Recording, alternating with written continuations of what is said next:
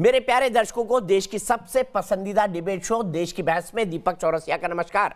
कन्याकुमारी से क्षीर भवानी तक, कोटेश्वर से कामाख्या तक, लक्षद्वीप से लेह तक जो सबसे बड़ा मुद्दा होता है उसमें हम आपकी राय जानकर चुनते हैं देश की बहस का विषय। बहस की दशा और दिशा भी आपके माध्यम से ही तय होती है। साथ ही शो में आप और हमारे एक्सपर्ट पैनल मंच को साझा करते हैं और देश में हो रही सबसे बड़ी हलचल पर बेबाकी से अपनी बात रखते हैं। तो आइए शुरू करें देश की बहस माननीय जनता और मेहमानों के साथ। आज आपने देश की बहस का जो मुद्दा तय किया है वो है केंद्र किसान में मानने मनाने का दौर जारी, कब समाधान की बारी। लगता है समाधान होगा नहीं, क्योंकि आज दोनों तरफ से डेडलॉक की स्थिति आ गई है। इसे 80% लोगों ने वोट देकर देश की बहस का मुद्दा बनाना चाहा है।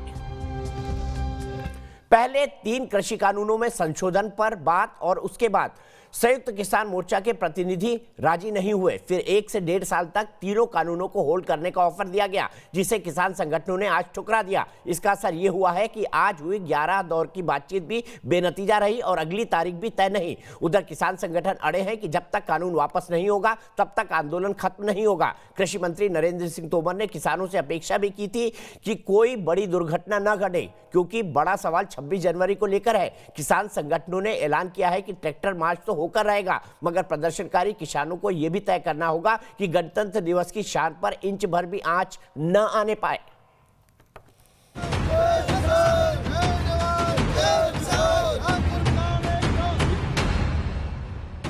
अट्ठावन दिन बीते, 11 बैठकें हुई, लेकिन केंद्र और किसानों के बीच सुलह की सुबह नहीं निकल सकी। किसान लगातार तीनों कृषि कानूनों की वापसी पर अड़े रहे तो सरकार ने भी साफ कर दिया कि 1.5 साल तक कानून स्थगित करने से ज्यादा बेहतर विकल्प नहीं दिया जा सकता। तो हमने कहा कि जो प्रस्ताव आपको दिया है वह प्रस्ताव हमारा बेहतर प्रस्ताव है, उस प्रस्ताव पर आप पुनर्विचार करें। वह प्रस्ताव किसानों के हित में भी है, देश के हित में भी है। हम जहाँ लग रेसिंग मोटर बैठ कर बात करेंगे, हाँ आज ही करेंगे। और कल हमको बात करनी होगी, बता देंगे, नहीं बात करनी होगी नहीं। बैठक बेनतीजा रहने के बाद अब गणतंत्र दिवस के दिन ट्रैक्टर मार्च निकालने के लिए किसान भी पूरी तरह अड़ गए हैं। हम दल बल के साथ जाएंगे और दिल्ली में बढ़ेंगे, हमारी पूरी तैयारी है। कितने ट्रैक्टर लेगा? गिनती नहीं, जिसे कहें वो यहाँ भरे। दूसरी ओर कुछ राजनीतिक पार्टियां भी किसान आंदोलन को भुनाने में लगी हुई हैं, जबकि कांग्रेस वर्किंग कमेटी की बैठक में कृषि कानून वापस लेने के लिए कांग्रेस ने प्रस्ताव पास किया है। अपनी कुर्बानी देकर भी न्याय की गुहार लगा रहे हैं। उनकी मांग मानने के देश के किसानों, खेत मजदूरों और गरीबों को एक षड्यंत्रकारी तरीके से देशद्रोही साबित करने में लगी है। किसान आंदोलन के चलते व्यापारियों ने भी अपना दर्द बयां करते हुए कहा है कि उन्हें लगभग 50,000 करोड़ रुपए के कारोबार का नुकसान झेलना पड़ा है। उनका यहां तक कहना है कि किसानों का सरकार का प्रस्ताव ठुकराना ये साबित करता है कि उनकी दिलचस्पी समाधान में नहीं है। यदि किसान अब भी इस फार्मूले को नहीं मानते हैं तो ये माना जाएगा, पूरे देश में संदेश जाएगा कि किसान समस्या को बनाए रखना चाहते हैं, समस्या का समाधान नहीं चाहते।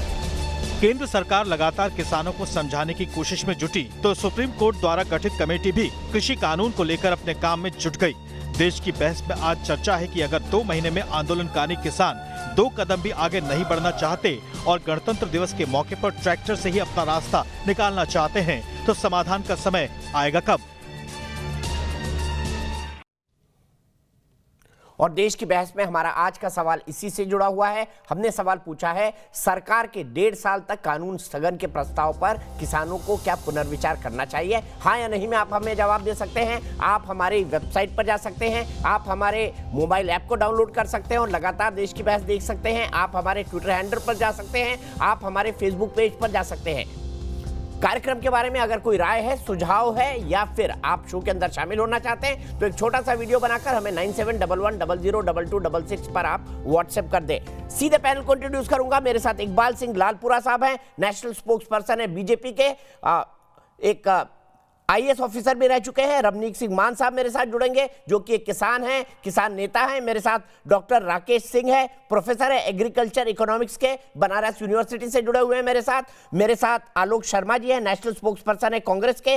भानु प्रताप सिंह जी हैं, नेशनल प्रेसिडेंट है भारतीय किसान यूनियन भानु के। और मैं राकेश टिकैत जी का भी इंतजार कर रहा हूं, जो इस वक्त सिंधु बॉर्डर पर एक मीटिंग के अंदर बैठे हुए हैं। लेकिन शुरुआत में एक तस्वीर से करना चाहता हूं, और मैं चाहता हूं भानु जी ये तस्वीर देखें। तस्वीर दिखाइए जिसमें किसान नेता रुलदू सिंह मानसा ने अपनी गाड़ी तोड़ी और ये कहा कि ये गाड़ी दिल्ली पुलिस ने तोड़ दी है। देखो गाड़ी में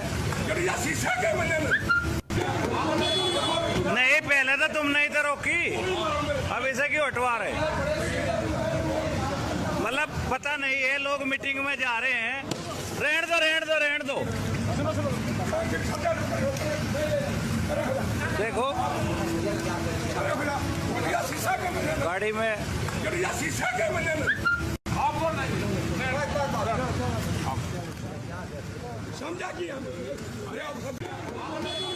नहीं, पहले तो तुम नहीं तो रोकी, अब इसे क्यों हटवा रहे?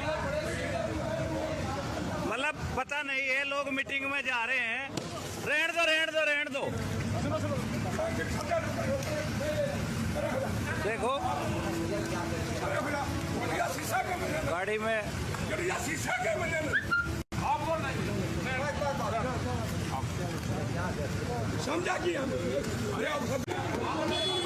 नहीं, पहले तो तुम नहीं तो रोकी, अब इसे क्यों हटवा रहे?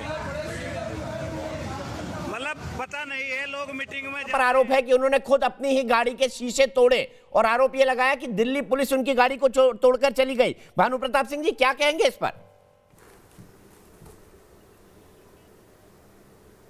ऐसा है, अब मुझे तो ये पता नहीं है कि दिल्ली पुलिस तोड़ गई कि इन्होंने तोड़ी, लेकिन अब ये है कि ये यदि दिल्ली पुलिस ने तोड़ी है तो इस तरह का किसानों के साथ व्यवहार नहीं करना चाहिए। क्यों? ठीक है, आप कह रहे हैं कि गाड़ी तोड़ोगे, ट्रैक्टर तोड़ोगे। मेरी सुनो, यदि इस तरह से किसानों को परेशान करोगे तो समस्या और ज्यादा बढ़ जाएगी, घटेगी नहीं। क्योंकि ज्यादा दबाना, अति सर्वत्र बरसते, अति करोगे तो इसका नतीजा खराब ही निकलेगा। निवेदन विनती हम ये कह रहे हैं, हम अनुशासित हैं और 2 महीने लगभग होने को आए, अनुशासन के साथ काम कर रहे हैं। हमको खालिस्तानी, पाकिस्तानी, कांग्रेस का नुमाइंदा, कांग्रेस के दबाव में चला हुआ है। हम न कांग्रेस की माने, न किसी राजनीतिक पार्टी की माने, और न किसी राजनीतिक पार्टी को कुछ समझे। हम किसान हैं और हम सरकार को मानते हैं, सरकार से बात करते हैं। कांग्रेस का कोई लेना देना नहीं है। ठीक है, आपको ये लगता है, लेकिन मैं इसी सवाल को लेकर जाना चाहता हूं इकबाल सिंह लालपुरा जी के पास। इकबाल सिंह जी, एक जो कंट्रोवर्सी शुरू हो गई है कि गाड़ी का शीशा किसने तोड़ा, ये एक मुद्दा बन जाएगा। आपके पास क्या जानकारी है? और कुछ तस्वीरें ऐसी आ रही कि वो खुद अपनी गाड़ी का शीशा तोड़ते हुए दिखाई दे रहे हैं, ये हकीकत क्या है? और किसान, क्या आपको नहीं लगता अब हठ धर्मी हो गए हैं? आज की बैठक के बाद कम से कम इस शब्द का इस्तेमाल मैं कर सकता हूं। चौरसिया जी, बेनती ये है कि गाड़ी किसने तोड़ी, इसका जवाब तो दिल्ली पुलिस की लीडरशिप देगी। लेकिन बात ये दोनों तरफ है कि पुलिस वाले क्यों तोड़ेंगे, ये एक बात है। लेकिन 14 अक्टूबर से लेके अभी तक 11 दौर की बातचीत में हर बार सरकार समाधान की ओर आगे बढ़ती है। हम तो कहते हैं वार्ता से रास्ता, वार्ता हुई, रास्ता हुआ। हमने, अगर आप देखिए, आप विद्वान आदमी हैं, पहले सुप्रीम कोर्ट ने लॉ जो है वो हेल्ड इन अबेयंस है, उसको 2 महीने के लिए जो लागू है ही नहीं, 1.5 साल भी लागू नहीं रहेगा। उस बीच में कमेटी बनेगी, कमेटी बनके ये बताएगी कि किसानों को किस ढंग से लाभ हो सकता है। आज तक सरकार प्रपोजल मांग रही है कि आप ये रट छोड़ के कि कानून, काले कानून है, पीले कानून है, ब्राउन कानून है, इनको बंद कर दीजिए, तो उसका अल्टरनेटिव क्या है? क्या सरकार को किसानों की आमदन बढ़ाने के लिए, खेती को फायदेमंद सौदा बनाने के लिए कुछ नहीं करना चाहिए? अगर हम बार बार कह रहे हैं, आप कोई प्रपोजल लेके आइए, हम उस प्रपोजल पे विचार करेंगे, और अगर आपके पास अच्छी प्रपोजल है तो उसको इनकॉर्पोरेट करके कानून बनेगा।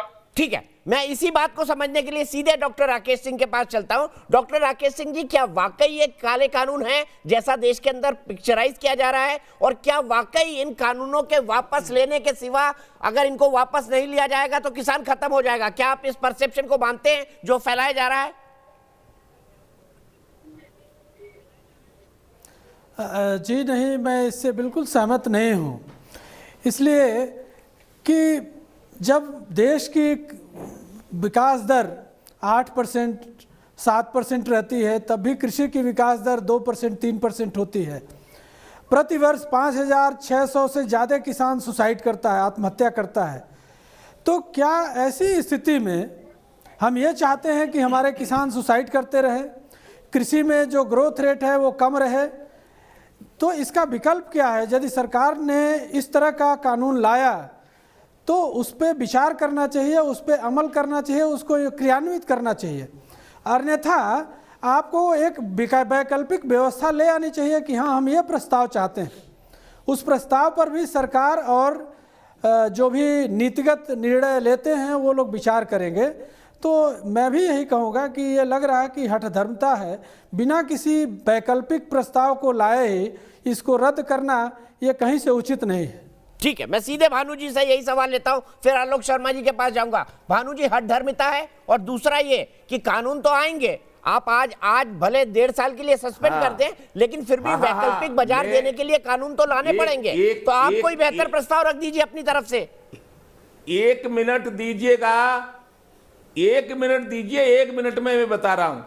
हठ धर्मता नहीं है, क्योंकि इस मांग को लेकर हम 1 मार्च 11 को इलाहाबाद से लेकर जंतर मंतर आए थे, और 1 मार्च 13 को आए थे, और कांग्रेस से हमने कहा था कि किसान आयोग का गठन कर दो। किसान आयोग ही फसलों के दाम तय करेगा, और इस समय जैसे तुम लेवी लगाकर खरीदते हो, उस समय आपको खरीदना पड़ेगा। और जो पिछले सालों से 1947 और 50 से लेकर आज तक जो हमें आपने गुलाम बना के रखा है, वो हमें आजाद कर दो अपनी कीमत लगाने के लिए। और जो पिछले सालों से किसान विरोधी नीतियों के कारण कर्जदार हो गए हैं, उसको माफ कर दो। इस पे उमा भारती सरकार बातचीत के लिए राजी है, कोई वैकल्पिक रास्ता सुझाइए। 1 मिनट सुनो, 1 मिनट सुनिए सर, ये तो राजनीतिक भाषण है, वैकल्पिक रास्ता सुझाइए। कानून बनाए हैं, अरे इनका विकल्प ये है किसान आयोग का गठन करो। सर, किसान आयोग की बात अभी तक किसी किसान नेता ने बैठक में नहीं कही है। ये कानून भानु जी, आप अपना अलग बात कह रहे हैं। किसान आयोग की मांग बैठक में 11 बैठकों में आज तक एक बार भी नहीं उठी है।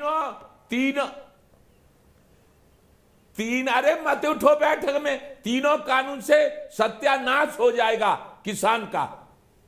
किसान ये बताइए, सीधे आलोक शर्मा जी के पास चलता हूं। आलोक शर्मा जी, क्या वाकई इन तीनों कानून से किसानों का सत्यानाश हो जाएगा? आप भी इस परसेप्शन को मानते हैं? और मेरा दूसरा सवाल, अगर वैकल्पिक रास्ता नहीं तो समाधान कैसे निकलेगा? किसान अन्नदाता तो ठंड में बैठा रहेगा। खत्म किया, उससे क्या मतलब है? देखिए, मुझे लगता है दीपक भाई, केवल किसानों का भट्टा नहीं बैठ जाएगा, मध्यम वर्ग और गरीब आदमी का भी। जब आप होर्डिंग की कैपेसिटी को हटा देंगे तो बाजार में मूल्य जो है वो बेहताशा बढ़ेगा, और पूरे समाज के लिए, देश के लिए ये खतरनाक कानून है, इसमें कहीं कोई दो राय नहीं है। बीजेपी और उनके समर्थित कुछ एक्सपर्ट्स जो टीवी चैनल्स पर बैठते हैं, उसके अलावा ये कानून किसी को समझ नहीं आ रहा है। अकाली दल सरकार छोड़ के चला गया, जो इनका 45-50 साल पुराना अलाइज था। आरएसएस के घटक दल इसका विरोध कर रहे हैं, फिर भी उसके बावजूद बीजेपी को समझ नहीं आ रहा है। आपने दूसरा सवाल पूछा कि इसका समाधान कैसे निकलेगा। आप कह रहे हैं कि उन्होंने सरकार ने ऑफर दिया कि 1.5 साल के लिए इसको स्थगित कर दिया जाए। मैं तो कह रहा हूं दीपक जी 3 महीने में समाधान निकल सकता है, 1.5 साल भी स्थगन करने की आवश्यकता नहीं है। आप कानून को आज रद्द कीजिए, किसान संगठनों के साथ बैठिए, 10-10 घंटे 20-20 घंटे चर्चा कीजिए रोज, और जब तक इसका समाधान एक ना निकले कि भाई ये बिल आना चाहिए, तब तक आप उसका पूरी तरह से चर्चाओं पर आधारित रहिए। तो वही तो सरकार कह रही है आलोक जी, पूरी तरह वही तो सरकार कह रही है, चाहा और वही सुप्रीम कोर्ट ने कहा है।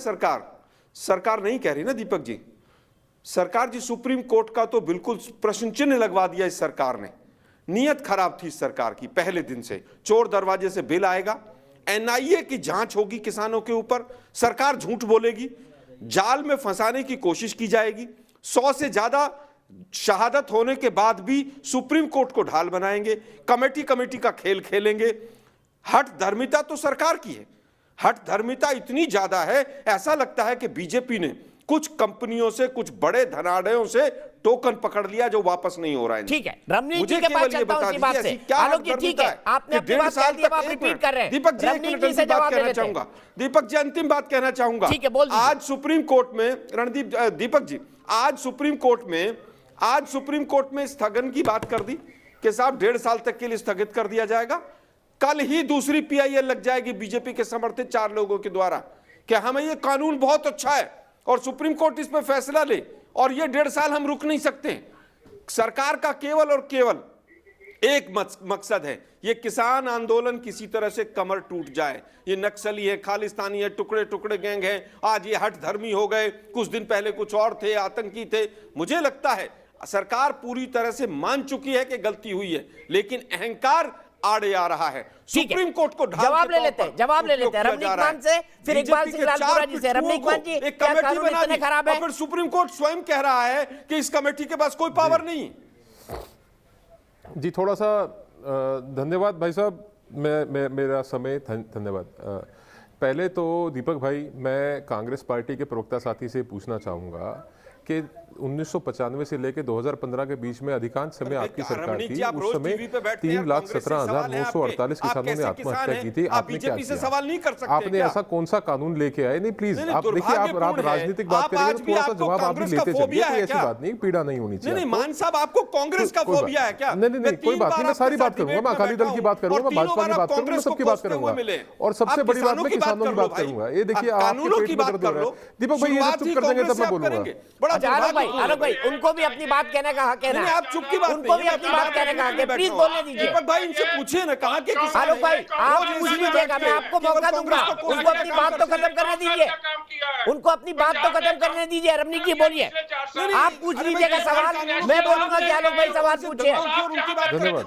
1 एजेंडा कांग्रेस को कोसने का है, बीजेपी रोज बैठाती है इनको। जी और सारे देश का बैठाया हुआ देखिए कितनी तकलीफ हो रही है, देख रहे हैं दीपक भाई आप, कितना दर्द हो रहा है। इकबाल जी सिर्फ 1 मिनट, इनको आप शांत करा लीजिए भाई, मैं बाद में बोलूंगा, मेरे को बोलने की बहुत जरूरत नहीं है। 1 मिनट में तुरंत आऊंगा आपके पास, रमनीक जी जवाब दीजिए। सच बहुत कड़वा लगता है, सच बहुत कड़वा लगता है, सच बहुत कड़वा लगता है, सच बहुत कड़वा लगता है। इनका प्लीज फेडर डाउन कर दीजिए, मैं डिस्टर्ब हो रहा हूँ, प्लीज धन्यवाद। सच बहुत कड़वा लगता है साहब, मैं जो जब मैं बोलता हूँ ना आपको बहुत तकलीफ होती है, सिर्फ रमनीक मान और आलोक शर्मा फ्रेम में। जी मैं दीपक भाई ये कह रहा हूं कि ये आजादी से लेके अब जब तक कांग्रेस की सत्ता रही, इन्होंने किसान की भलाई के लिए क्या किया, ये इनके पास एक लेजिटिमेट सवाल है जो उनसे पूछना चाहिए। दूसरा, इन्होंने खालिस्तानी की बात करी। सबसे पहली बार रवनीत बिट्टो जो लुधियाना से कांग्रेस के सांसद हैं, उन्होंने ये बात कही थी, लाशों का ढेर लगाने की बात करते हैं। देखिए मैं उसमें भी नहीं घुसता, मैं ये पूछना चाहता हूं मेरे भाई जो आज बॉर्डर पर बैठे हैं कि अपना एजेंडा वास्तव में है क्या? हमने 26 जनवरी को मार्च निकालनी है, क्या हमारा सबसे बड़ा एजेंडा वो है? हमने 3 कानून वापस करवाने, हमारा एजेंडा वो है? हमने चौथा एमएसपी पे कानून लेके आना, हमारा एजेंडा वो है? बिजली के ऊपर जो अभी कानून आना है उसके ऊपर हमने चर्चा करनी है, हमारा एजेंडा है क्या वास्तव में? अगर एजेंडा केवल मार्च निकालना है तो 26 जनवरी को मार्च निकालिए और घर जाइए, और अगर कानूनों पर सहमति जतानी है तो या तो आप सरकार की मान जाइए, या दिल्ली पुलिस की मान जाइए, या सुप्रीम कोर्ट की मान जाइए, या सुप्रीम कोर्ट के द्वारा गठित कमेटी की मान जाइए, या आप बिंदुवार तरीके से इन कानूनों को काला कानून क्यों हम कह रहे हैं उसको आप सिद्ध कर दीजिए। कोई भी लॉजिकल रीजनेबल आदमी हो, सरकार हो, सरकारें कभी भी जिद्दी नहीं होनी चाहिए। हम जिद्दी हो सकते हैं, पर अगर मेरा मौलिक अधिकार है वहां पे प्रदर्शन करने का, तो एक सामान्य नागरिक का भी मौलिक अधिकार है उस रास्ते ऊपर चलने का। जो हम अपने अधिकारों का हवाला देते हुए दूसरों के अधिकारों का हनन कर रहे हैं, वो भी ठीक नहीं है। ये एक बड़ी महत्वपूर्ण बात है। और जहां तक विषय आता है भानु साहब का, भानु साहब मेरा आपसे निवेदन है, आप मेरे बड़े हैं, बुजुर्ग हैं, क्या आप उन 41 मेंबरी कमेटी के सदस्य हैं? क्योंकि अभी आपने किसान आयोग की बात करी, किसान आयोग की बात तो टिकैत ने भी नहीं करी। और अगर राकेश टिकैत जी से मैं ये पूछ लूं, जब शुरू में पहले दिन वो आंदोलन में ज्वाइन किए थे, उन्होंने कहा था कि हम सरकार को गोला लाठी करेंगे। आपने गोला लाठी करके देख ली 2 महीने से, अभी तक कौन सी सेटलमेंट हो गई अभी तक? मुझे ये समझ में नहीं आई। और अगर एजेंडा केवल कानूनों के ऊपर चर्चा करने का है, तो क्यों नहीं एक रीजनेबल लॉजिकल डिबेट हो जाए? क्यों नहीं एक जिसे कहते हैं एकेडमिक डिस्कशन हो जाए? आपके जो लीगल एक्सपर्ट हैं उनको बिठा दीजिए, जो सरकार के लीगल एक्सपर्ट हैं उनको बिठा दीजिए। कांग्रेस पार्टी के पास बहुत बड़े बड़े वकील हैं, ऐसे वकील भी हैं जिन्होंने गमलों में गोभी और गन्ना उगाया है, उनको भेज दीजिए, वो भी एक बार बैठ के डिस्कस कर लेंगे और इस बात को सिद्ध कर देंगे कि भैया कानून काले कानून है। अगर ये कानून काले कानून है, आम लोग क्या फील कर रहे हैं इस आंदोलन के बारे में? एक दर्शक से पूछते हैं। मनीष ओझा जी गोरखपुर से मेरे साथ जुड़ गए। मनीष जी क्या कहेंगे? क्या आंदोलन वाकई सही दिशा में जा रहा है? क्या ऐसे समाधान निकलेगा? दीपक जी, मैं आपको बता दूं, आंदोलन जो है एकदम किसान जायज मांग उठा रहे हैं। भारतीय जनता पार्टी जब 17 सितंबर 2020 को जब ये कृषि कानून बिल पास की, तो ये कानून एक तरह से कहा जाए तो काला कानून पास किया गया तीनों। मैं बताना चाहता हूं कि ऐसा कानून लाने की आवश्यकता क्या है जिसे हमारे किसान भाई नागवार लगा रहे हैं, मतलब उसको सिरे से निकाल रहे हैं। उस कानून की मुझे तो नहीं लगता है कोई आवश्यकता है। ठीक है, आपको लगता है आवश्यकता नहीं है। सीधे मैं इकबाल सिंह लालपुरा जी के पास चलता हूं। सर, इसी बात पर बात अटकी हुई है कि ये कानून क्यों लाए गए? क्या बातचीत और समाधान के रास्ते में कानून क्यों लाए गए, यही सबसे बड़ी बात है? या उससे आगे बढ़ के बातचीत के या फिर ऑल्टरनेट या विकल्प तलाशने की कोशिश होनी चाहिए? आपको क्या लगता है अब आगे क्या होगा? आप क्या अपील करेंगे किसान संगठनों से? दीपक जी, 45 घंटे चर्चा हो चुकी है, 45 घंटे चर्चा हो चुकी है। हमने जो प्रपोजल थी कैबिनेट मिनिस्टर साहबान ने वो सामने रखी। एमएसपी के बारे में भी कहा लिख के दे देते हैं, अभी तक कभी 65 से किसी ने लिख के नहीं दिया। और जो आपके शंकाएं हैं हम सब दूर कर देते हैं। उसके बाद सस्पेंशन जो होती है उसका मतलब ही साफ है कि यह कानून लागू नहीं है। इसकी जगह जो चीज बनने के लिए कमेटी बन रही है और हर बार एक नई मांग आ जाती है कि अब हम ये करेंगे। दूसरा, जब बातचीत का दिन होता है एक नई धमकी होती है कि इसके बाद इस तो 26 तारीख को हम ये ट्रैक्टर मार्च करेंगे। दूसरी तरफ हर पॉलिटिशियन जो है वो यही कहता है कि एजिटेशन मैं करवा रहा हूं। कांग्रेस कहती है हमारी है एजिटेशन। अकाली दल कहता है, बीबी जगीर कौर एसजीपीसी के प्रेसिडेंट है, वो कहते हैं एजिटेशन हमारी है, हम इनको फंड कर रहे हैं। भाई ये अगर किसानों की है तो किसान बैठे, सरकार में भी किसान बैठे हैं, हम भी किसान हैं, बैठ के मसला हल करें। आप अल्टरनेटिव ला के तो दो, बताओ क्या इसमें करना है, वो कर देते हैं। लेकिन शंकाएं पैदा करने, भ्रम पैदा करना, डर पैदा करना, ये जो है ये अपोजिशन का काम है और ये लोगों को भड़का रहे हैं, गुमराह कर रहे हैं। सीधे आलोक जी से इसी सवाल का जवाब ले लेते हैं। आलोक जी, क्या आप लोग डिसइंफॉर्मेशन कैंपेन में लगे हुए हैं, आग में घी डालने का काम कर रहे हैं, एक पॉजिटिव सॉल्यूशन की तरफ नहीं बढ़ रहे हैं? ये आरोप लगा रहे हैं कि आग में घी डाल रहे हैं विपक्षी दल। कुछ ऐसी फोर्सेस हैं जो समाधान नहीं चाहती हैं, ये आरोप लगाया आज नरेंद्र सिंह तोमर जी ने खुद लगाया है। देखिए, मुझे लगता है नरेंद्र सिंह तोमर जी ने तो साफ साफ ये भी कहा है तमाम टीवी चैनल्स इंटरव्यू पे कि हम एमएसपी नहीं दे सकते। अभी बीजेपी के मेरे बड़े भाई ने कहा कि हम लिखित आश्वासन देने वाले हैं। आप लोगों ने 700 पेज का सुप्रीम कोर्ट में फरवरी 2015 में एक एफिडेविट दिया था कि हम C2 से मेथड से कैलकुलेट करके एमएसपी नहीं दे सकते। तो आप कौन से स्टैंड पर खड़े हुए हैं ये नहीं पता है। दूसरी चीज, अभी बीजेपी के प्रवक्ता महोदय कह रहे हैं किसान डरे हुए हैं, किसान गुमराह हैं, किसान भटके हुए हैं और कांग्रेस ने भटकाया हुआ है। कांग्रेस ने पैसा दे दिया अकालियों ने। अरे भाई, सरकार आपकी है, आपको तो पता होना चाहिए। किसान अपने आप में सक्षम है, किसी पार्टी ने कोई पैसा नहीं दिया। कांग्रेस पार्टी ने कभी नहीं कहा कि आंदोलन हमारा है, आंदोलन किसानों का है, लेकिन हम तन मन और धन से, क्योंकि ये देश का विषय है और किसानों का विषय है, हम उनके साथ खड़े हुए हैं। हमारा ये स्टैंड था और आज भी यही स्टैंड है। लेकिन दुर्भाग्य इस बात का है कि 11 दौर की बातचीत के बाद भी दीपक जी एजेंडा तय नहीं है सरकार का। सरकार का केवल नियत यह है कि भगा दो, थका दो इनको, किसी तरह से एक बार ये उठ के चले जाएं यहां से। 4 दिन के बाद सुप्रीम कोर्ट से सरकार वही उसी तरह का कहीं ना कहीं निर्णय करने के लिए प्रयास करेगी जो सरकार चाहती है। सुप्रीम कोर्ट में जो कमेटी आई है वो अपने आप में उसने सुप्रीम कोर्ट की गरिमा के ऊपर प्रश्न चिन्ह लगाया है। आप मुझे केवल सुप्रीम कोर्ट के, अरे सर मैं नहीं दिखा रहा हूं, मैं नहीं दिखा रहा हूं। बीजेपी सारा झूठ बोल रहे हो। मैं कह रहा हूं बीजेपी ने लांछन लगवा दिया सुप्रीम कोर्ट के ऊपर। अरे साहब सुप्रीम कोर्ट के ऊपर लांछन लगवा दिया बीजेपी ने। बीजेपी ने अपने 4 पिट्ठू जो हैं वो सुप्रीम कोर्ट की कमेटी में बैठा दिए। अब वो कैसे गए हमें नहीं पता है, ये तो सुप्रीम कोर्ट भी क्या करे। अरे भाई हम तो सीधा सीधा कह रहे हैं कि बीजेपी के 4 पिट्ठुओं की कमेटी बनी और उसमें से एक छोड़कर चले गए। कहीं ना कहीं सुप्रीम कोर्ट की विश्वसनीयता को आपने प्रश्न चिन्ह में लगा दिया। मैं उत्तर दे रहा हूं, आप सुनिए ना जरा, आप सुनिए तो सही। आप बीच में बोल क्यों रहे? आप बीच में बोलिए मत ना। अरे सब आप सुनिए तो सही ना, आप सुनिए तो सही ना। जिन्होंने टुकड़े टुकड़े गैंग कहा, नक्सली कहा, उनका जवाब दीजिए। सरकार आपकी है। जिन्होंने गलत शब्दावली का इस्तेमाल किया उनके ऊपर केस कीजिए। लेकिन बीजेपी की बहुत लंबी लिस्ट हो जाएगी, सारे तिहाड़ पहुंच जाएंगे। मुद्दा आज का यह है दीपक भाई कि सुप्रीम कोर्ट ने दिल्ली पुलिस वाले मैटर पे अपने आप को अलग कर लिया, क्योंकि बीजेपी ने सुप्रीम कोर्ट की साख के ऊपर भी प्रश्न चिन्ह लगवा दिया। बीजेपी के 4 पिट्ठू नेता जो थे वो कैसे पहुंचे उस कमेटी में, ये बहुत बड़ा सवाल है।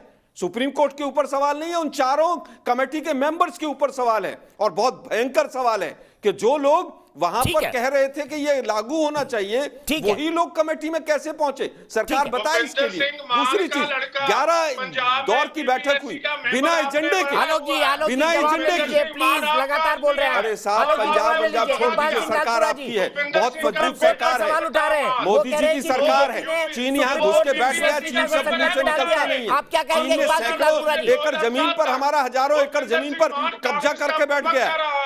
कांग्रेस को कोसना बंद कीजिए, अपने गिरेबान में झांकिए। देश का भट्टा बैठा दिया आप लोगों ने, किसानों का भट्टा बैठा दिया। मान का लड़का गुरप्रताप सिंह मान क्या पीपीएससी का मेंबर है? और उसकी क्या क्वालिफिकेशन है? अरे भाई मेंबर होने से किसी का बेटा मेंबर है या नहीं है, आप ये तर्क दे रहे, कुतर्क दे रहे। आप रूलिंग पार्टी बीजेपी के प्रवक्ता हैं आप। ठीक है, मैं सीधे रवनीत मांझी के पास चलता हूँ। इकबाल जी आलोक जी दोनों रुक जाइए, मुझे एक इंडिपेंडेंट ओपिनियन भी लेना होगा। रवनीत मांझी क्या कहेंगे, क्या वाकई सुप्रीम कोर्ट की कमेटी पर प्रश्न चिन्ह उठता है? आपको ये तर्क वाजिब लगता है आलोक शर्मा जी का? भानु जी आ रहा हूं आपके पास, रुक जाइए। नहीं, तर्क और वितर्क से तो तर्क से तो बहुत दूर चले गए हैं आलोक साहब जो हैं, वो तर्क से बहुत दूर चले गए हैं। देखिए केवल कानूनों का बहाना है, इन्होंने निशाना मोदी पे साधना है। आप हर बार देखिए सरकार ये सरकार वो, आपने एक बार कहा कि किसान भाइयों एक बार बैठ के हम भी उस समिति का हिस्सा बनने के लिए तैयार है, हम मुख्य विपक्षी दल है भारत के। अरे सुनो भाई, क्या हो गया? आपके हक की बात कर रहा हूं, अपने फायदे की तो बात सुन लो। आपको तो कहना चाहिए सुप्रीम कोर्ट में कि हम मुख्य विपक्षी दल है, हमारे भी नुमाइंदे होने चाहिए। आप अपने कांग्रेस के नुमाइंदे बैठाइए ना उसके अंदर, आप निकालने की बात कीजिए हल। और आपने कहा हमने कभी नहीं कहा, मैं बताता हूं आपको, गुरकीरत सिंह आपके विधायक हैं। सुनिए यार, ये बीच में चीखे ये अच्छा तरीका नहीं है। आप राष्ट्रीय पार्टी के प्रवक्ता हैं भाई, मैं छोटा सा एक अदना सा आदमी हूं, मेरी बात इतनी क्यों होते हैं आप? सुनिए, आपको चाहिए कि आप ये सुप्रीम कोर्ट में अर्जी लगाएं कि हमारा भी एक नुमाइंदा बैठाइए, हम हल करवाते हैं। हमारी सरकार है पंजाब में, हम बीच में डल के हम इसका हल करवाते हैं। आप कौन सा अपना रोल प्ले कर रहे हैं डेमोक्रेसी के अंदर? एक राजतंत्र के अंदर आपका क्या रोल है, मैं बताता हूं। दूसरी बात, आपने अकाली दल की बात करी, शिरोमणि अकाली दल की मैं बात बताता हूं आपको, दीपक भाई आप हैरान हो जाएंगे। एक पोल्ट्री फार्म, बादल परिवार का एक पोल्ट्री फार्म आज 5 स्टार होटल है। अरे यार क्या चीखम चिल्ली लगा रखी है साहब, ये राष्ट्रीय पार्टी के प्रवक्ता ऐसे होते हैं क्या? साहब एक मिनट मेरी बात तो सुन लो आलोक साहब, मेरा निवेदन आपसे, मैं जरा सा आदमी मेरी बात सुन लो। नहीं किसान ऐसे होते हैं क्या जो केवल एक पार्टी को गाली देने के लिए बैठ जाते हैं यहाँ पर? सुख विलास के नाम से ऐसे होते हैं आप बात करते हैं सुप्रीम कोर्ट की कमेटी के ऊपर। मैं बताता हूं 2014 में जब हमारी सरकार गई थी, मान साहब के ऊपर सीधा मुख्यमंत्री कैप्टन अमरिंदर सिंह का दबाव था कि आप सुप्रीम कोर्ट की कमेटी से रिजाइन कीजिए। आप कहते हैं आप इंटरफेयर नहीं कर रहे, आप कहते हैं आप इंटरफेयर नहीं कर रहे, सीधा मुख्यमंत्री का दबाव था मान साहब के ऊपर कमेटी से रिजाइन करने के लिए। आप कौन सी बातें कर रहे हैं? आप निरंतर, अरे नहीं, आप सुप्रीम कोर्ट को ना तो आप सुप्रीम कोर्ट को पंगु कहिए और ना सुप्रीम कोर्ट की बनाई हुई कमेटी को पंगु कहिए। आपको मैं बता रहा हूं कमेटी बनाई और वो व्यक्ति जो ठीक कमेटी छोड़कर चला जाए, 60 दिन हो गए, आप हल होने की नहीं दे रहे। राशिद अल्वी साहब कल टेलीविजन के ऊपर आए, उन्होंने कहा कि यहाँ तो कानून वापस होंगे या हल नहीं होगा, यहाँ तो कानून वापस होंगे या हल होंगे। नैरेटिव आप सेट कर रहे हैं, कभी योगेंद्र यादव नैरेटिव सेट करता है, कभी आप नैरेटिव सेट करते हैं, कभी दर्शन पाल नैरेटिव सेट करता है। किसानों की बात तो सुनो, नहीं सेट करेंगे आप मेरे को बताइए ना, कब थी ये बात कि जी आप चौथा कानून बनाइए, कब थी ये बात कि जी आप बिजली के ऊपर कानून लेके आइए। कल को तो दीपक भाई ये कह देंगे कि 370 और 35 से वापस लेके आओ, फिर ये कह देंगे कि जो लेबर लॉज है उनको वापस करो। अरे भैया आई थी तो कहा गया था, मैं ये समझता हूँ ठीक है आलोक जी लगातार मत बोलिए, नोटबंदी के ऊपर चलेगा यार, आप किसानों की बात करते हैं, नोटबंदी की बात आलोक जी इनकी बात भी सुन लीजिए। आपके वक्त चुप थे, वीएम सिंह जी जुड़ चुके हैं, मेरे मित्र हैं, बड़े पुराने हैं और साथ ही साथ किसानों के बड़े नेता हैं, उनके पास जाएंगे। रमनीक मान जी कंक्लूड करिए, आलोक जी बात सुन लीजिए उनकी। नहीं, मैं केवल ये कह रहा हूं कि एक हेल्दी डेमोक्रेसी में, एक हेल्दी प्रजातंत्र के अंदर विपक्ष का जो रोल होना चाहिए, अगर देश के समक्ष एक समस्या है, देश की इतनी बड़ी आबादी के समक्ष एक समस्या है, तो आप क्या रोल प्ले कर रहे हैं? आप एक कंस्ट्रक्टिव रोल क्यों नहीं प्ले करते? आप कहिए सुप्रीम कोर्ट में, आप कहिए सरकार को हमारे को हिस्सा बनाइए, हम भी इसका हिस्सा बनकर इसको रिजॉल्व करने का प्रयास करते हैं। अधिकांश किसान पंजाब में सरकार आपकी है। कैप्टन अमरिंदर सिंह को चाहिए था कि वो भूपेंद्र सिंह मान साहब के साथ खड़े होकर इसके अंदर निर्णय लेने में एक उनकी सहायता करते, बल्कि उन्होंने दबाव बना के उनको कमेटी से रिजाइन करवाया। ये कोई बहुत अच्छा आप प्रेसिडेंट सेट नहीं कर रहे डेमोक्रेसी के अंदर, मैं आपको बता देना चाहता हूं। ठीक है, मैं सिंह साहब के पास जाऊं उससे पहले आलोक जी, क्या ये सच है कि पंजाब की कांग्रेस सरकार ने दबाव देके मान साहब को हटवाया है कमेटी से? कमेटी की विश्वसनीयता पर प्रश्न चिन्ह लगाने के लिए सीधा आरोप लगाया रमनीक मान। मुझे लगता है कि जो मान साहब, अमरिंदर सिंह ने खुद बात की है मान साहब से, मुझे लगता है कि मैं साफ साफ कह रहा हूं कि बीजेपी के चार पिट्ठुओं को सुप्रीम कोर्ट ने जिस तरह से कमेटी में रखा, यह दुर्भाग्यपूर्ण है। हमने किसी के ऊपर कोई दबाव नहीं बनाया, और अगर दबाव बनाया भी जाए तो कोई दिक्कत नहीं है उसमें। अगर काले कानूनों को खत्म करने के लिए दबाव भी बनाया जाए तो कोई दिक्कत नहीं है। क्या समस्या है उसमें दबाव बनाने में? अगर काले कानूनों को, मैं कहता हूं काले कानूनों को हटवाने के लिए दबाव भी बनाया जाए तो भी अच्छा है। हमने दबाव नहीं बनाया है, लेकिन बनाया जाए तब भी अच्छा है। ठीक है आलोक जी, आलोक जी पार्लियामेंट में आपको पता कैसे पास हुआ मान साहब? ऐसे तो कोई रास्ता निकलेगा ही नहीं। डेड एंड पर क्यों पहुंच जाती है बातचीत? मैं सबसे रिक्वेस्ट करूंगा, मैं सिर्फ वीएम सिंह जी की आवाज सुनना चाहता हूं। वीएम सिंह जी, ऐसे तो डेड एंड पर बातचीत चली जाएगी। आप एक विकल्प दीजिए, विकल्प पर बातचीत हो। आप तो कह रहे हैं पहले रद्द करो, पहले रद्द करो, पहले रद्द करो। रद्द करने के बाद भी नया कानून आएगा, उसके बिना काम नहीं चलेगा, वरना आपको वैकल्पिक व्यवस्था नहीं मिलेगी। तो अभी बड़े मन से विचार क्यों ना किया जाए? दीपक जी, मैं आपकी बात से सहमत हूं। यस या नो से काम नहीं चलता है, बीच का रास्ता लेना पड़ता है। ऐसा रास्ता हो कि सांप भी मर जाए लाठी बिना टूटे। इनके 3 कानून जो हैं बिना रद्द किए अगर काम चल जाता है किसानों का, ऐसा करना चाहिए। यही चीज मैं आपके यहां भी बता रहा हूं आपको। अगर आपसे हो सके उनको आगे पहुंचाइए, और ये आखिरी में यही हल निकलेगा, देखिएगा आप। पहली चीज ये है कि किसानों का, हमने जो है 2014 के अंदर जब मोदी सरकार आई थी, राजनाथ सिंह जी प्रेसिडेंट थे, मैनिफेस्टो में लिखा था C2 + 50% हम देंगे MSP। हम लोगों ने बात की थी खरीद की। हमारा कहना है कि जो कानून हमने मांगा था आपने नहीं दिया, आप ये कानून दे दो, खरीद के ऊपर MSP की गारंटी, तो तीनों बिल इनफ्रक्चुअस हो जाएंगे, इनकी वैल्यू 0 हो जाएगी। APMC से कम कोई खरीदेगा नहीं। अगर हम कहें कि MSP से कम कोई खरीदेगा नहीं, तो दोनों मंडियां बराबर हो जाएंगी। 1 नेशन 1 मार्केट के बदले 1 नेशन 1 MSP हो जाएगी। वहीं पर अगर कोलू का और क्रशर का रेट मिल के बराबर हो जाएगा, तो कोई कॉन्ट्रैक्ट नहीं करेगा सोसाइटी के माध्यम से, मिल का उससे ऊपर कॉन्ट्रैक्ट करेगा, ये खत्म हो जाएगा।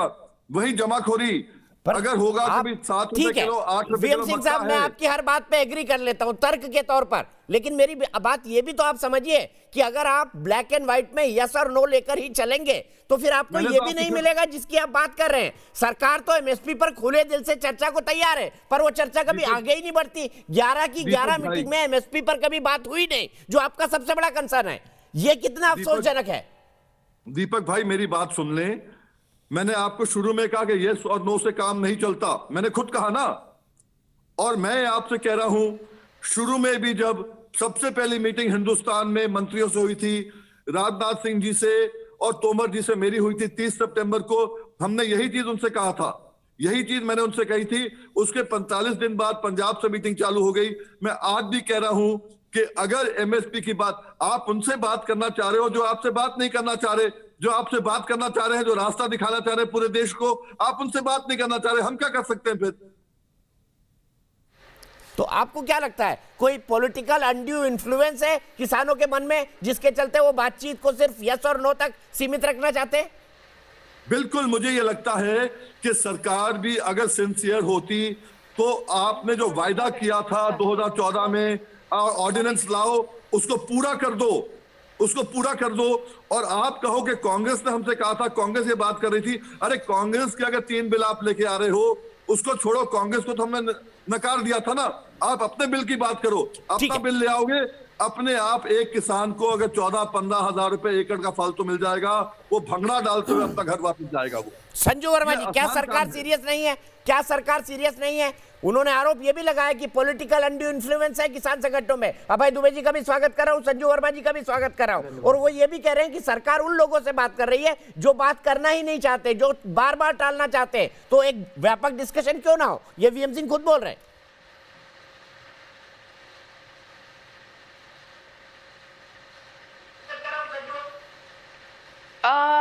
एक्चुअली दीपक जी, मैं आपको ये बताना चाहती हूं कि चाहे नरेंद्र सिंह तोमर हो, चाहे पीयूष गोयल हो, चाहे हमारे आदरणीय प्रधानमंत्री नरेंद्र मोदी क्यों ना हो, उन सब ने बार बार एक चीज दोहराई है कि किसानों का हित मोदी सरकार के लिए सर्वोपरि है।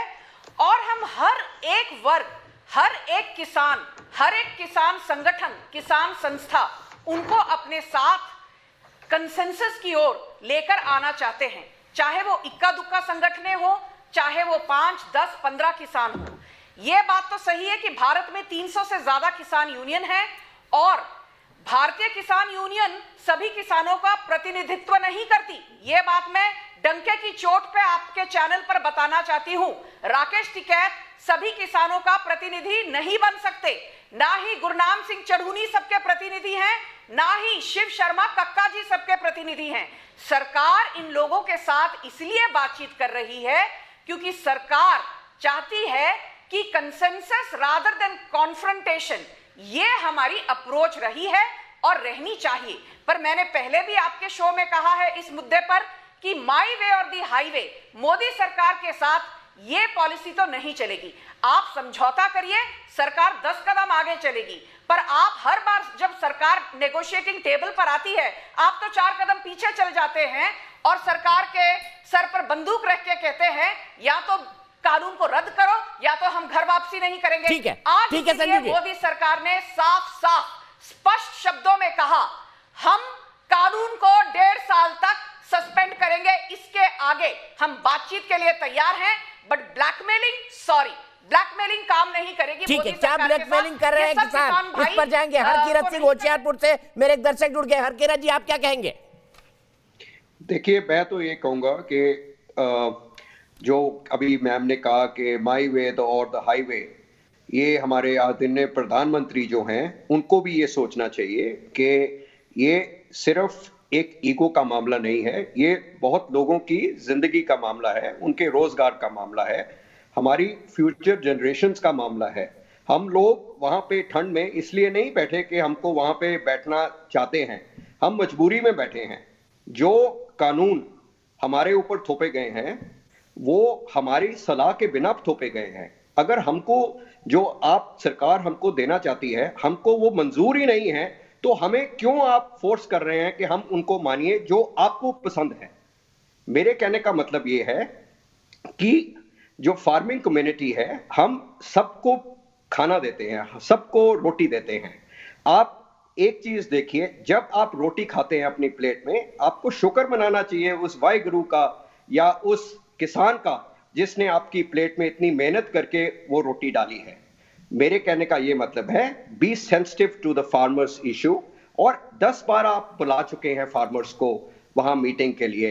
जब आप कहते हैं आपका जी करता है, आप बुला लेते हैं फार्मर्स को। तोमर साहब को मैं रिक्वेस्ट करता हूं, प्रधानमंत्री जी को मैं रिक्वेस्ट करता हूं, आप क्यों नहीं आते वहां फार्मर्स के पास बैठने के लिए? आप पंजाब आइए, देखिए यहाँ पे हर घर के ऊपर झंडा लगा हुआ है कि हमारा हक हमको दीजिए। हम यही कह रहे हैं, ठीक है। साडा हक इत्थे रख। हरकिरत जी, ये भी एक हकीकत है कि सिर्फ पंजाब, हरियाणा और पश्चिमी उत्तर प्रदेश के फार्मर्स हैं वहां पर, पूरे देश के फार्मर्स नहीं है। ये भी एक हकीकत है, इसको भी आपको एक्सेप्ट करना होगा। मैं तो ये कहता हूं कि जो एमएसपी है, जैसे मध्य प्रदेश भी प्रोड्यूस करता है, उनको भी दीजिए। उनको क्यों नहीं दे रहे आप? उनको भी दीजिए। जो मध्य प्रदेश में भी एमएसपी मिलती है।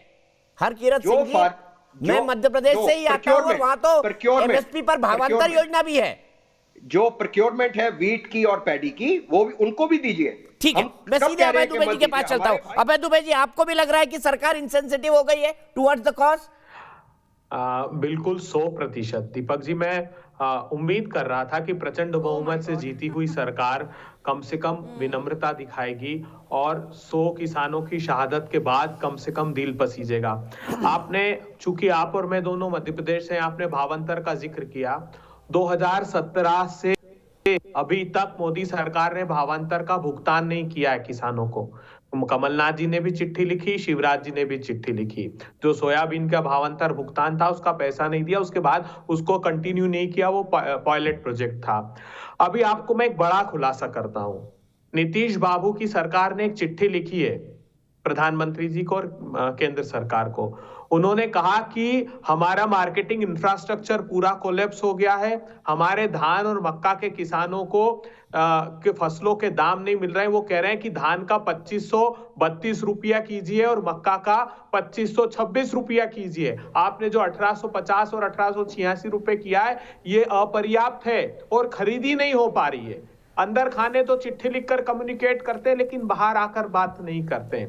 यही दर्द हरियाणा की सरकार ने भी व्यक्त किया है। मेरे पास दस्तावेज है कि आपने जो समर्थन मूल्य घोषित किया है वो अपर्याप्त है, क्योंकि इनपुट कॉस्ट हमारी बहुत ज्यादा है जो सीएसीपी निकाल रहा है उसकी अपेक्षा।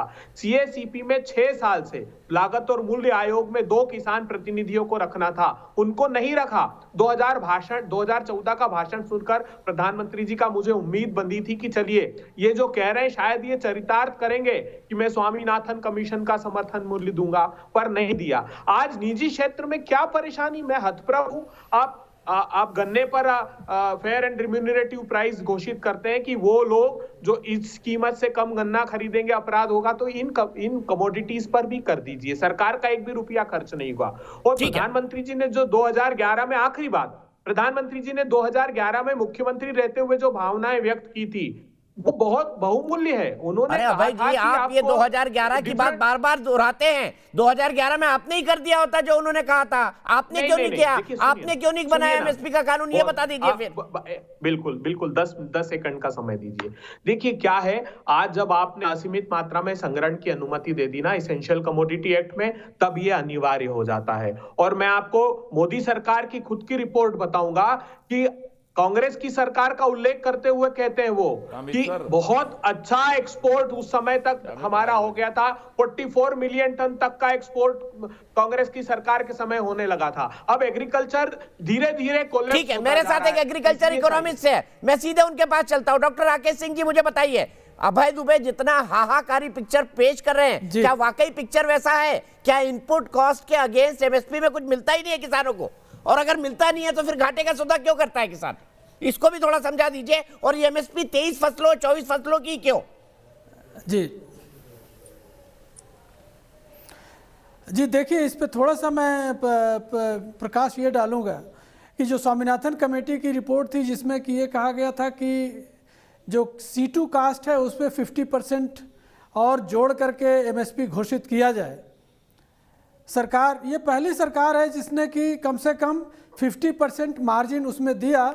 लेकिन ये अलग बात है कि A2 + FL उस कास्ट पे 50% जोड़ करके दिया, क्योंकि जब भी एमएसपी बहुत ज़्यादा घोषित की जाएगी तो उसका खामियाजा कहीं ना कहीं उपभोक्ता, हर नागरिक उपभोक्ता है जो कि फूड आइटम्स को खरीदता है। तो 1965 में जब कृषि मूल्य आयोग गठित हुआ, तब से आज तक गन्ने को छोड़कर के बाकी फसलों में किसी में गारंटी नहीं दी गई। अब मैं गन्ने पे आ जाता हूँ। गन्ने में जैसा कि अभी बताया हमारे वक्ता ने कि एफआरपी घोषित की जाती है और उसका खामियाजा क्या है, जो गारंटेड प्राइस है उसका खामियाजा ये है कि अभी 10 दिन पहले सरकार ने 6000 करोड़ रुपए का एक्सपोर्ट सब्सिडी का पैकेज घोषित किया है, क्योंकि जो सरप्लस शुगर है उसको देश से बाहर बेचने के लिए, ग्लोबल मार्केट में शुगर की प्राइस डाउन है तो इसको बाहर बेचने के लिए एक्सपोर्ट सब्सिडी सरकार को देनी पड़ रही है। और यदि ये देखा जाए 2017-18 में मात्र 6.25 लाख टन शुगर एक्सपोर्ट हुआ था, लेकिन 19-20 में 57 लाख टन शुगर का एक्सपोर्ट हुआ। तो मिनिमम सपोर्ट प्राइस को सिंह साहब, मैं आपको यहाँ पर रोकता हूँ। संजू वर्मा जी को लाऊंगा। संजू वर्मा जी, आप भी बिजनेस बैकग्राउंड से आती है, अगर बहुत बड़ी हुई एमएसपी दी जाएगी तो उसका क्या खामियाजा भुगतना पड़ेगा व्यवहारिक तौर पर एक उपभोक्ता को?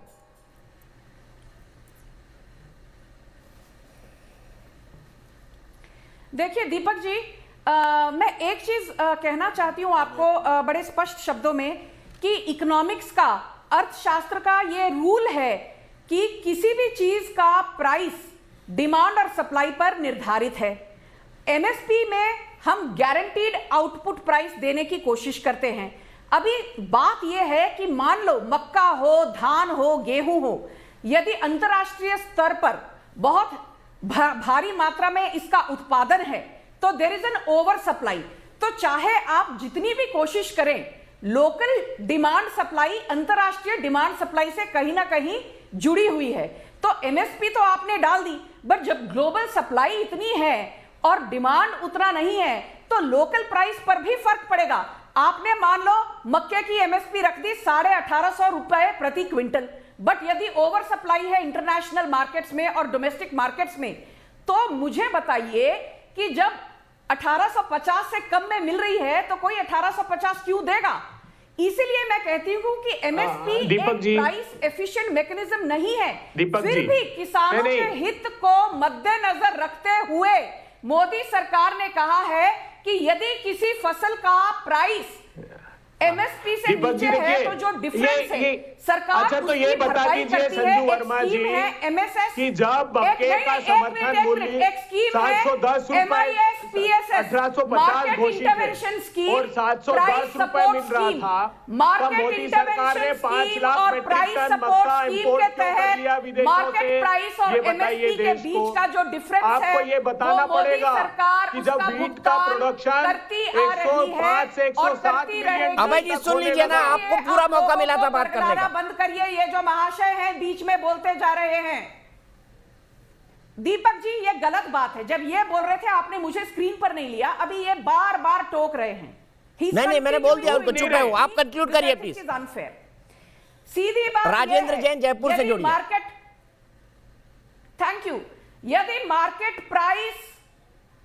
मार्केट प्राइस किसी फसल का एमएसपी के नीचे है तो मैं आज बड़ी जिम्मेदारी से आपको बता रही हूं, मोदी सरकार द्वारा एक स्कीम है, market intervention scheme and price support scheme. जो डिफरेंस है मार्केट प्राइस और एमएसपी के बीच का, उसका भुगतान मोदी सरकार करती है। पर आप सामने तो आइए, 16 लाख से ज्यादा किसानों को फायदा हुआ है। अरे आप ये बताइए। ठीक है, मैं दोनों के पास आऊंगा। संजू वर्मा जी यहाँ पर होल्ड करना होगा, मुझे ब्रेक लेना है। उससे पहले राजेंद्र जैन जयपुर पे। राजेंद्र जी क्या कहेंगे इस पूरे इशू पर? आपको क्या लगता है, क्या कोई समाधान निकलेगा यस और नो के फॉर्मूले पर?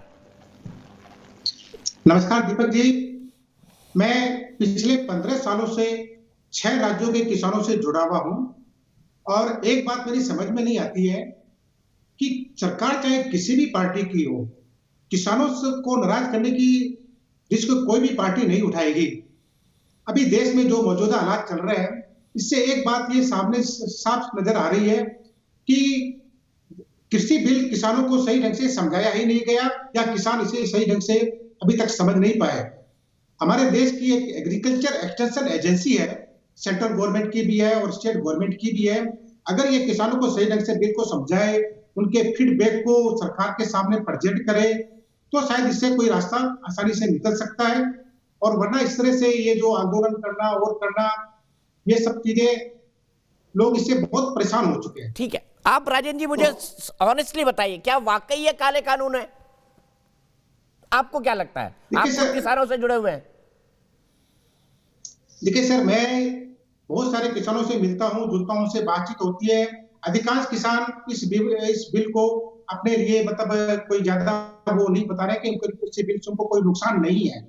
वो बोलते किसानों की बेहतरी के लिए ही बनाए गए हैं, लेकिन किसानों को इसे सही ढंग से समझाना अभी तक समझाया नहीं गया है। ठीक है, क्या सरकार की ये कमी रही है कि वो किसान को समझा नहीं पाई? और वाकई जितने किसानों से मैंने भी बात की है, उनमें से भी ज्यादातर ये मानते हैं कि आने वाले समय में ये उनके लिए फायदेमंद है। यही से बात की शुरुआत करेंगे। वीएम सिंह जी से बातचीत की शुरुआत होगी। फिलहाल एक ब्रेक के लिए रुकते हैं।